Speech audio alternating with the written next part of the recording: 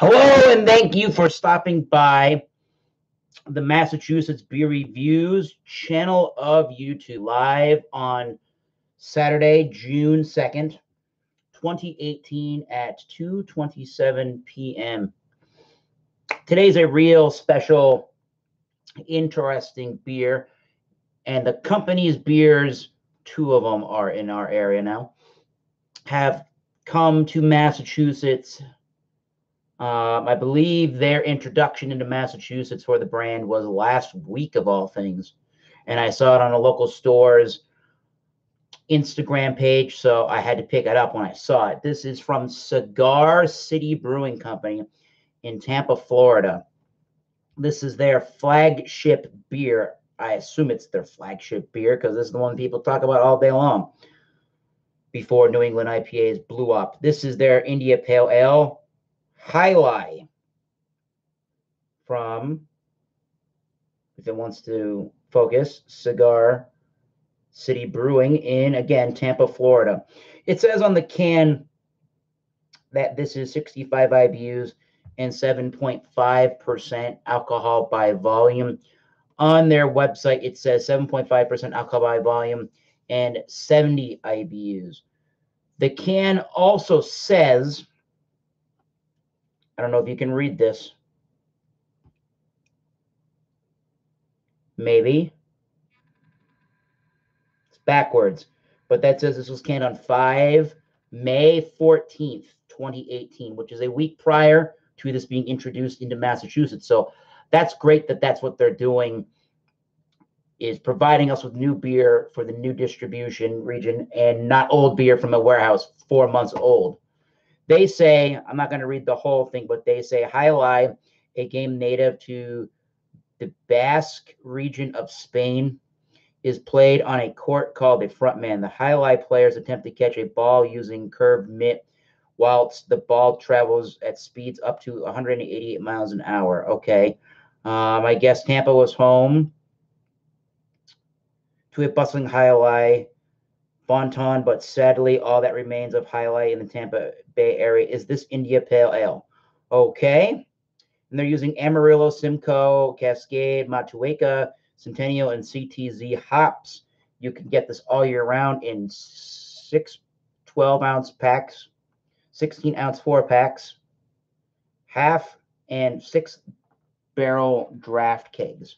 Gets a 99 overall on rate beer, an A- when they were doing that kind of rating on rate beer, and a 4.03 overall on Untapped. They say to use an IPA glass, so I'm going to use an IPA glass.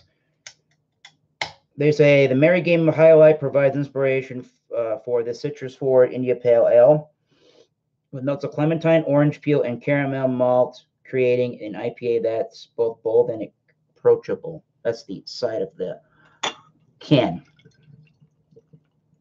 Enough talk. Let's drink a damn beer, guys. Highlight. I saw that and I nearly lost my S because world famous beer. Why isn't it in Massachusetts until now? Who knows? But glad to see it. It's a very dark, orangey caramel toffee color. They extremely bright white head. Let me see if I can get any more light on the subject. There you go. Lots of carbonation streaming up from the etching on this IPA glass. And really frothy white head. The hops have that green quality being so fresh, the beer. It has a lot of dank onion, garlic, resiny, piney, pine sap, resinous notes to it. Again, they said clementine and orange peel. It's very orangey. It's very grapefruit forward. Some pineapple, but more grapefruit and orangey forward. Toasty, bready malts. Definitely a toasty bread note to it. And because the hops are so fresh, it sort of has a somewhat of a juicier note to it. So it's like a West Coast IPA with a fresh, juicy, citrusy note. So Cheers. At 5 minutes, Alai.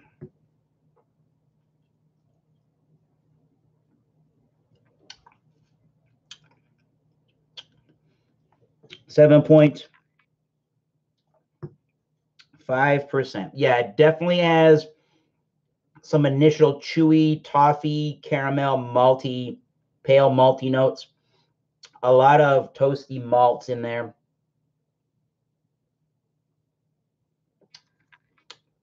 A lot of sweet, orangey, citrusy notes. A lot of oily, resinous qualities, providing the bitterness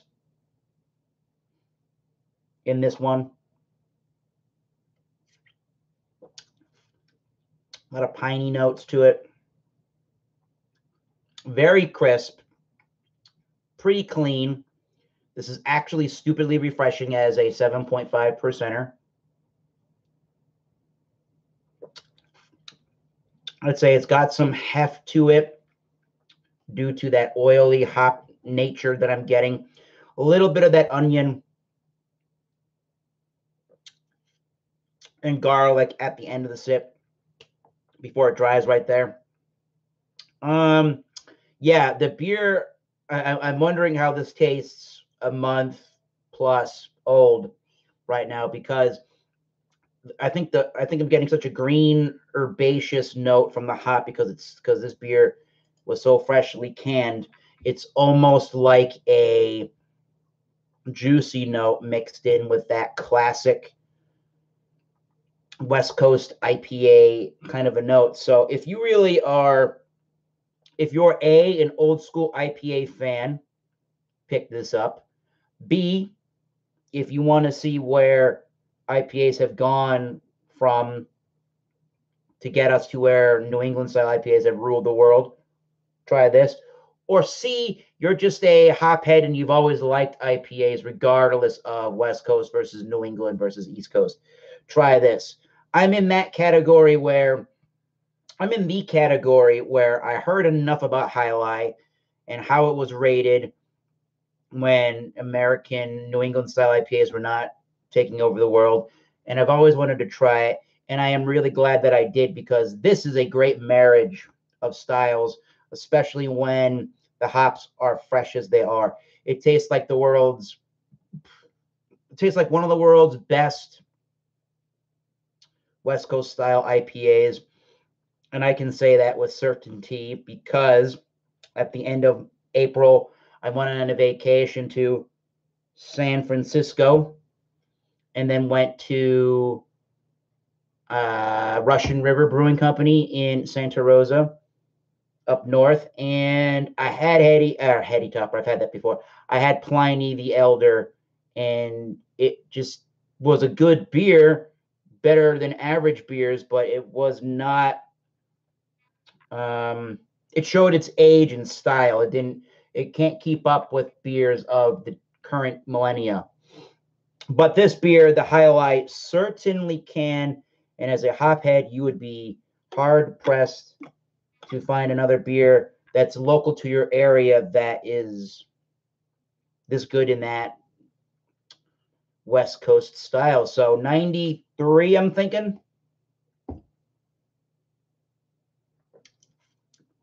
It's a little on the sweet side. Maybe more hops to combat the sweetness to it.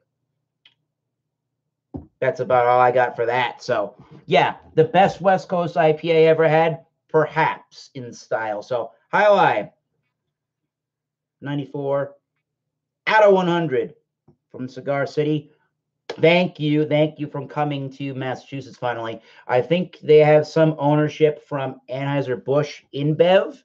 You tell me in the comments if I'm wrong about that, but I think they have Anheuser-Busch InBev ownership in some capacity, in some percentage, which is why the distribution is getting to my area finally. So thank you for watching. Have a happy, safe, productive, and we will see you soon.